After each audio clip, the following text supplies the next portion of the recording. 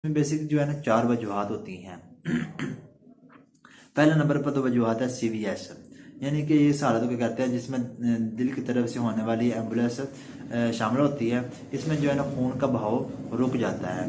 दूसरी जो है ना बैरूनी तौर पर यानी कि एक्सटर्नल जो है ना उसकी वजूहात हैं, उसमें जो है ना वो गैस वगैरह का दाखिल हो जाना या फिर सॉलिड साल्ट वगैरह का दाखिल हो जाना, जिसकी वजह से ये भी एम्बुलिज्म हो जाती है, एम्बुलिज्म का बायस बन जाती है। तीसरे नंबर पर आ जाता है कि इम्यूनिटी फ्लूइड।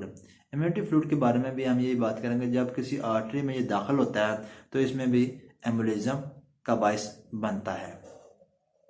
चौथे नंबर पर हम बात करते हैं कॉर्नरी आर्टरी। ये जो हमारे दिल को खून मुहैया करने वाली आर्टरी होती है उसको हम कॉर्नरी आर्टरी कहते हैं। अगर इसमें भी कोई भी शय बैरूनी तौर पर दाखिल होना, ज़ाहिर है बैरूनी तौर पर तो दाखिल होनी है क्योंकि खून जो है ना वो आ रहा है। अगर इसमें कोई शय दाखिल होती है तो ऐसी हालत